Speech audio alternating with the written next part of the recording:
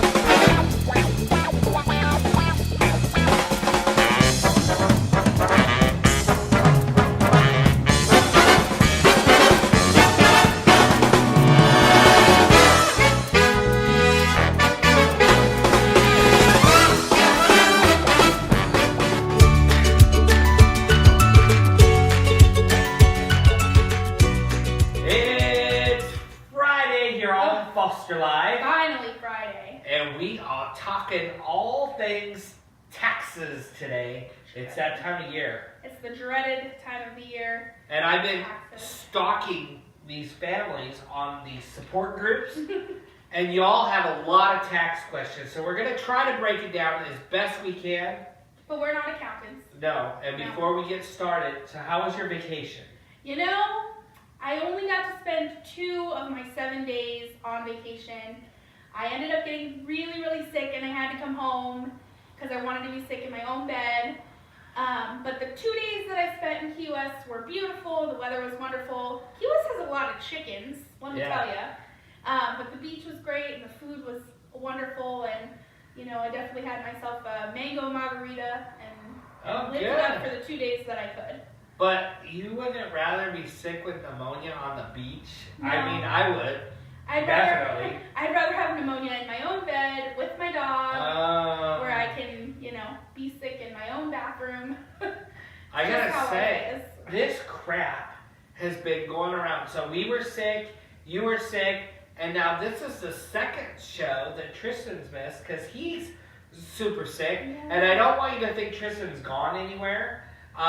I talk to him every single day, but he's still got this crud. So he was headed to the doctor today, and then we're hoping that we'll be reunited on Soon. Thursday because it's like, I haven't seen Tristan really in like crazy. 3 weeks. I know, and he hasn't Really? seen you in a long time, and I think we just all need to get back together and talk about foster life. Yes. So taxes, there's a lot of things that you need to know if you're a foster parent, adoptive parent, kinship parent, and taxes.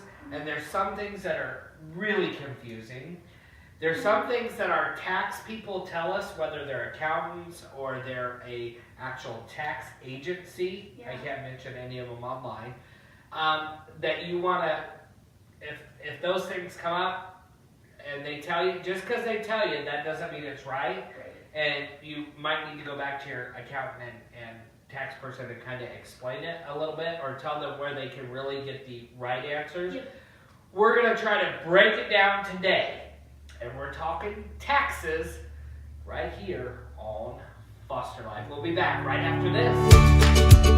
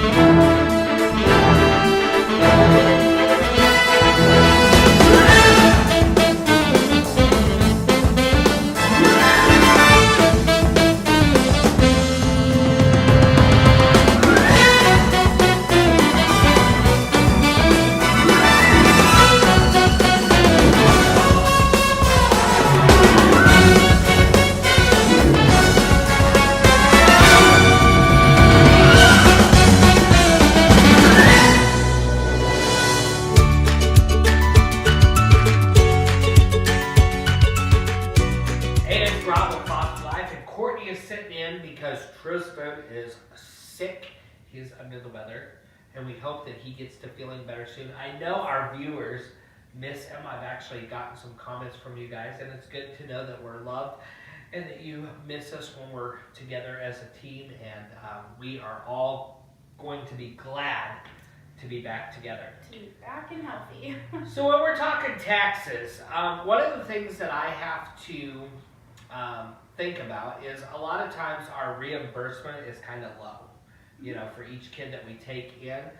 But really, when we get to tax time, if you have kids in your home, that refund can be pretty good, and that's an additional part of what you do. So one of the things that we like to do is we get quite a bit back because we have 10 kids. A lot of kids. Yeah. So we have a lot of dependents to claim. And so we get a pretty good refund back for the year. So one of the things that we do is we try to take care of things that need to get done. But we also kind of use that money for clothes and things for the kids as well to kind of get caught up, because it's kind of part of our reimbursement too. Does that make sense? Yeah, absolutely. So at what point can we claim them as a dependent? Because I don't think we can claim them just like if they're emergency for 30 days, can we? No, they have to be in your home for 6 months or more of the previous year. Okay. So, you know, July 1st through the end of the year, essentially. Right. Or it could be split up, theoretically, like they were there from January to March, and then maybe they had to go to residential for a few months, and then they were back from August to December. Okay. As long as it makes up 6 total months That they were in your home. that they were in your home, you can claim them as dependent. Okay. So what if they are your actual child and they go to residential? Like we had a son that he went to residential for several months, and he's our child. We still get to claim them as a dependent because he's ours, right? Yep, because he's yours, and you had to pay that money for the residential and Okay. all that good stuff. They're still technically in your care at that time. They're just temporarily placed in somebody else's. Okay, so if they're adopted and you're their parent and everything is good, you can claim them as a dependent. Yeah. If they are in foster care and they take a break, they still have to be in your home at least 6 months for you to claim them as a dependent in your home. Yep. Okay. 6 months. So that kind of gets that going. Now, so they've been a dependent. You're claiming them as a dependent. They've been in your home for at least 6 months. Is there a number of how many dependents you can have? Like, I mean, we have 10. So can we claim all 10, or how does that kind of work? You should be able to claim all 10. Right. I mean, most states have a limit to how many children you can have in your home. Mhm. So definitely check with your state. But you should be able to claim them all as dependents. Right. As long as they're under 18. 18. Okay. Or if you still pay for like insurance Mhm. or something like that on a child that you have adopted, or is Right. your natural born child, until 26, I think. Right. Because you can pay for insurance up till 26 on that. Right. So our son that is 21, he still lives at home. He still depends on us. We still provide for him. So we could claim him, Yes. Yep. but I'm the good daddy in the house. And so we decided that we would claim him so that he could get a bigger refund back on the money that he's paid in from his job and whatnot. So, and we have plenty of dependents as it is that fall into that category. Now, the next thing that I'm thinking as we're going through this is if you have a child that's disabled. So they receive disability and they are over the age of 18, you also can claim them as a dependent as well. If you're their caregiver, Yep. they're the majority of the time, yeah. Mm-hmm. Or sometimes we have, and we've had them on foster life here, where they have disabilities where they probably won't work or whatever. Those follow those same laws as well. When we come back, we're going to talk more about taxes right here on Foster.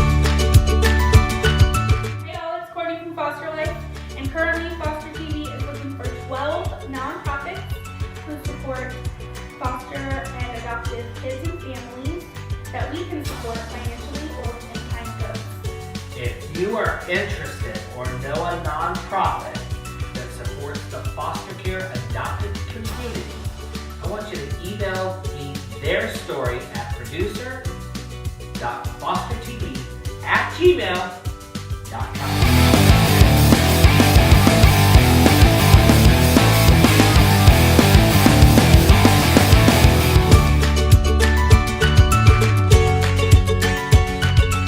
Welcome back to Foster Life. It's Friday. You got plans for the weekend? No, probably not. I got a lot of homework to do this weekend, so. And you're probably still recovering from being sick a little bit. Yeah, I'm just gonna do the usual. I might hang out with my girlfriends on Saturday night, Cool. watch The Bachelor. We're talking taxes today, and it's that time of year. And you know, one of the things is really as foster parents and adoptive parents, this money really kind of helps us because we have a huge family. Yeah. And so this is kind of our catch-up money. That's why we wanted to dedicate a show to this. Not only do you guys have a lot of questions on social media sites, but also this is kind of your catch-up money. This is kind of where you can make this money work for your kids or make it work for you so that you can continue to do a service or, like I say, a mission to help our country. And I've said it before, foster care is no different than a military person serving their country. It's a different kind of service. Yeah. It's not nearly as dangerous, but it's still a service to your country. And Yeah, we're still helping kids and working that. So let's talk infants. Oh, baby. So if a child was born in January and you didn't receive the child until June, Uh-huh. and you had it for the last 6 months, does the mom, she still gets that newborn credit Yes.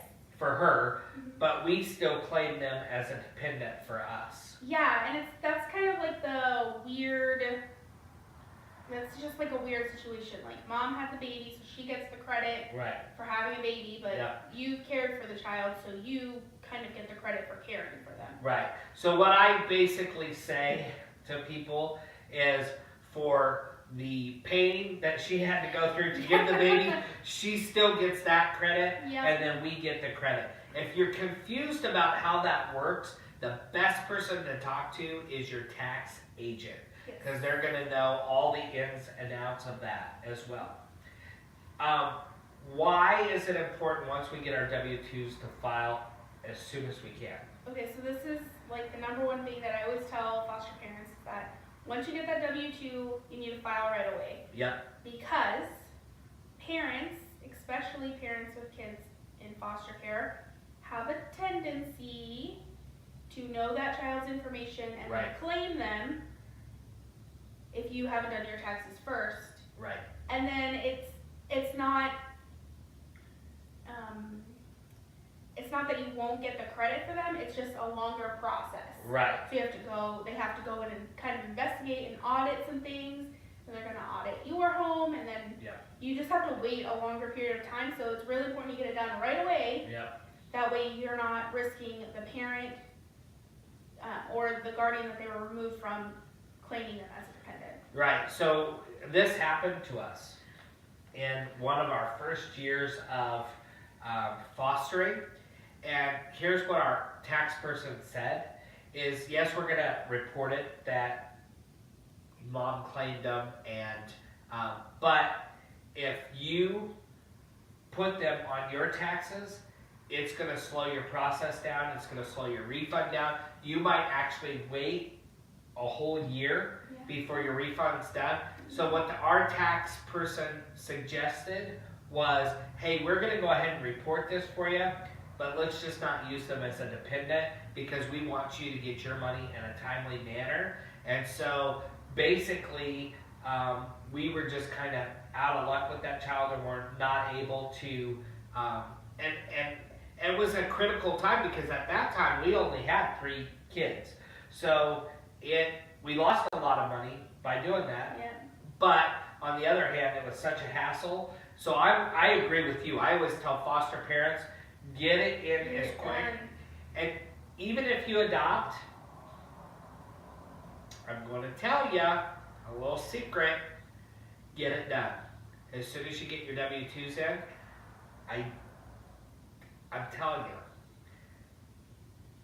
I pulled a credit report on one of my kids, and there was, the parent has the information, and there was some things that had gone on that I didn't know about, and that my child didn't know about. And so even if they're adopted, that doesn't mean, oh, well, I'll just wait. You got to remember, the parent still has that Social Security number. Parent still has all the information. The parent still knows when they were born. Parent still knows all of this stuff. So even if they're adopted, I encourage you, still get it done, because there's more than you that has their personal information. Yep. And we're not saying every parent is going to do that. No. Every parent is going to go and We've had it happen like twice that. in 5 years. It's pretty unlikely. A lot of people use a tax accountant and Right. they have to like justify things like that. So it's not necessarily going to happen, but just to cover your bases, it's best to just get it done as soon as possible so that you don't have to worry about that hassle later. Right. So we've also had a couple of kids who came to us, and normally how it works, so the child is born at the hospital, usually, and then once they're born, when they do the birth certificate information and stuff, it's protocol for them to do the Social Security information as well. However, that paperwork, from I understand, in the state of Missouri, in Springfield, Missouri, is left for mom in her room, and then a lady comes back and collects all the information. And if your parent hasn't filled out the Social Security information, there will be no Social Security number for that child. Now, when that child is brought into care, they're supposed to have a Social Security number for the database system there.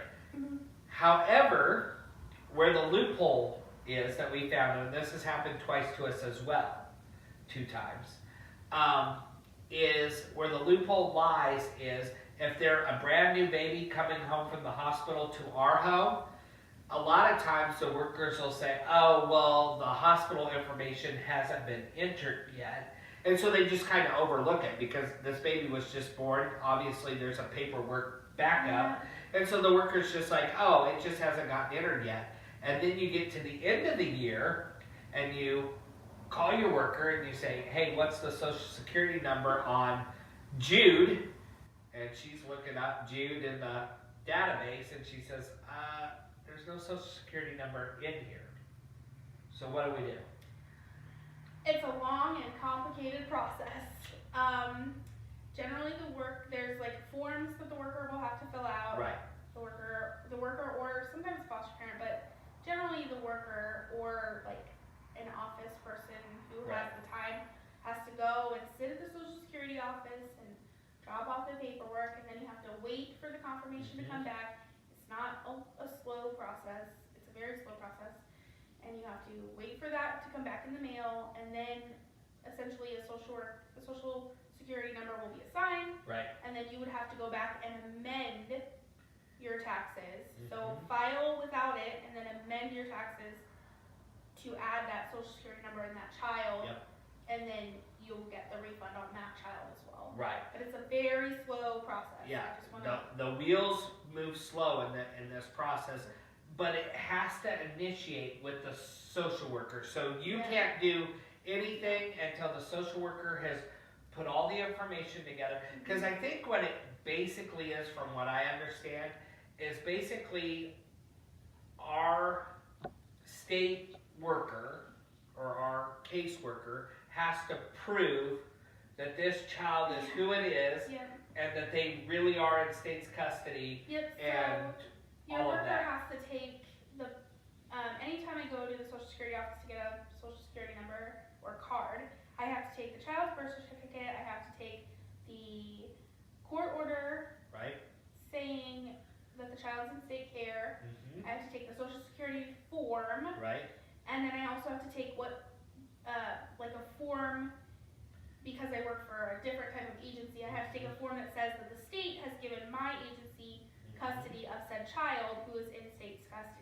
Right. And then I have to take all of that along with my ID, and I have to sit and wait, and it's a real pain in the rear end. Yeah, and then we have to, once all of that's been done, then that all has to go through the administration office at Social Security, and then finally that Social Security number gets issued and the card. And you'll want to wait for the card because your tax person is going to need to know exactly how the card reads. So if the middle initial is not on the Social Security card, then it's not going to match up and it'll get kicked back to you. If the last name is spelled differently, so everything has to match identical, or else the federal government and the state automatically kick your taxes back. So you'll want to wait for that card, and your social and your worker should get it to you. Or our workers, a lot of times, just have it sent to our home. And I don't know how they do that, but they do that. And then we have the actual card, and then we can amend our taxes. We're talking all things taxes today.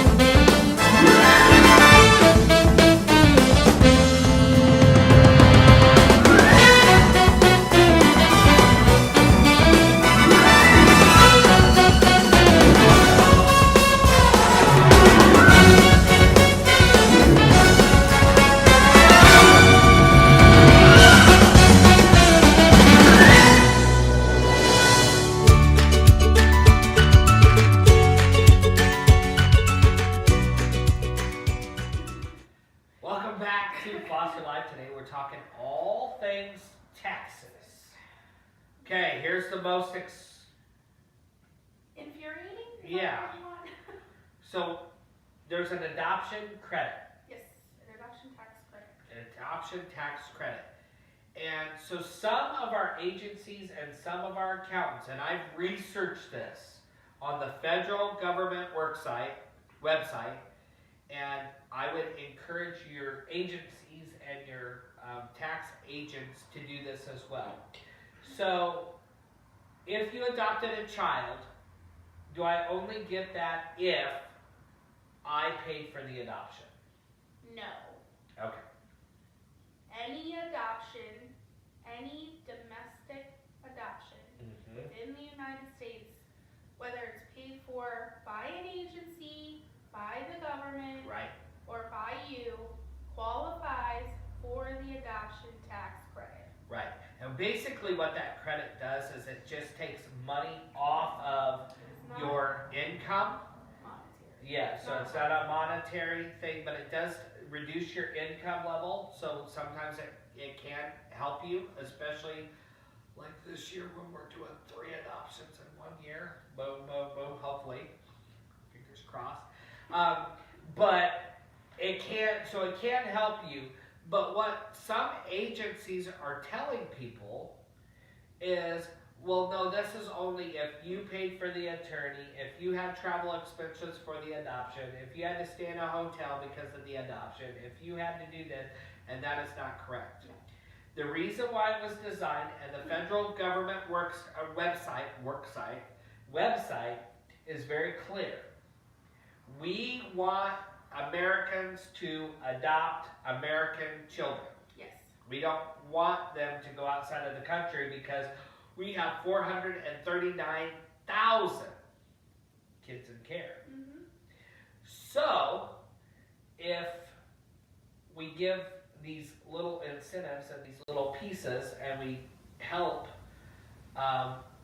then we're hoping that more people will adopt within the United States and gives them incentive. That's why if you adopt out of care, your attorney's paid for. That's why your filing fees are paid for.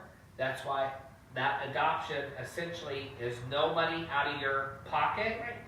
is because the government decided back, I think in the 80s, around that time frame, that a lot of people were adopting from China and Haiti and, you know, all of these different countries, Russia, all these different countries, and all of a sudden they said, wait a minute, we have lots of kids in the United States that need adopted. Yeah.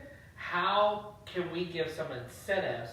Well, I'll tell you, you probably didn't know this, but my little buddy in Haiti, his name is Senbi, he's an adult now. I was going to adopt him.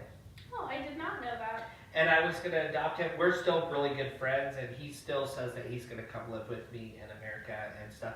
And we are really good friends. For all the fees in Haiti, the attorney, the adoption agency, all of that stuff, Expensive. we're talking about $12,000 to $14,000. Yeah. And so the government was hoping that, hey, people would see that instead of paying $14,000 if I do it in our country and go through the process and go through the training, that I can essentially get a bundle of joy at $0 out of my pocket and adopt them. And I think that's a pretty cool incentive. Yeah, that's a great incentive. Especially when we have 439,000 kids in care. Yeah. I think that it's a pretty cool incentive. When we come back after this, we're going to wrap up taxes right here on Foster Life. The conversation starts this week on Foster Life.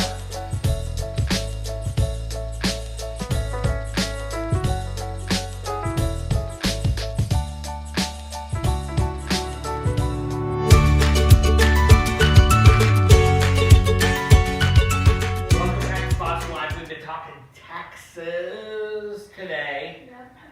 And there's so much information. The thing that you want to remember, lean on your worker for information.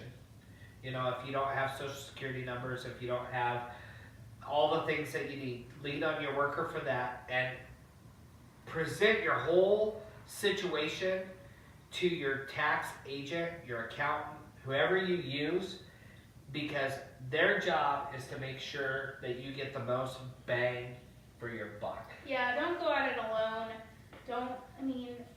The websites that you can do your taxes on are wonderful. Right. They're great if you're single and you don't have any dependents like me. Or if you're Brian, my 21-year-old son. And easy. Yeah. 1040 easy. If that's all you gotta fill out, Yep. perfect. But if you're a foster parent or an adoptive parent and the 1040 easy will not work for you, so don't try and go at it alone. Definitely get some help from a professional so that you get every last cent that you're owed. And I gotta tell you, the one thing that I consistently have been reading online, and I'm not sure we've used the same person for many years, but a lot of people are saying that their accountants understand that they're foster parents and they like what they do. And what I'm seeing the average cost is, and it might be different in your state, is around $100 to do. So for $100, it's better to have them done the right way. And then also, if anything ever comes up like an audit or anything like that, it's not on you, and that person is responsible for it, and they have to fix it, and they have to make it right. Yeah, you have that guarantee, and you want that guarantee, especially if you have dependents. You want to make sure that you're covered and that your kids are covered and you don't have any errors. Right. So if you could give them any advice in addition to that, what would it be?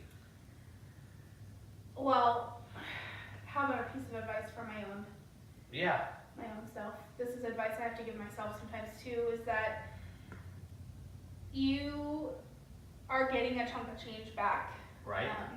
And things come up in the middle of the year that you don't expect. I had to just put $300 into fixing my car. Right. And if I didn't have my tax money, I wouldn't have had it at all. So I would just say, make sure you're being really thoughtful with how you spend that money. These kids are in your care, and it's your responsibility to make sure they have what they need. And we don't always, as states, pay foster parents an amount that we can cover emergencies. Right. And so make sure that you have something saved back from those taxes so that if something comes up, whether that's you're traveling and you're on vacation and you're in a new state that doesn't take the Medicaid and you have to take them to the hospital, you have that money, because it's really important to be able to pay for those things. Right. I will never forget the summer before last, you probably remember. We were on the road with our kids on a really long vacation, and we were headed to Florida, and we were coming into Georgia. We had just gotten into Georgia, and a lady hit the back of our tour bus going 90 miles an hour, and she was texting. And we had, our bus was not drivable. We were carless. I had all of my kids with me, and so we had to get a rental car, we had to hotels, we had to all of this stuff, and a lot of that stuff was covered through my insurance, thank God. But there was additional expenses there, and if I wouldn't have had money saved back, I don't know what I would have done. I was in Georgia. I live in Missouri. So thank goodness we saved a little bit of money back and we put it aside to plan for things like that. Till Monday on Foster Life, Courtney's going to be here Monday, because she's always here on Mondays. I'm always here on Monday. And so we'll see Courtney right here on Foster Life this Monday, only on Foster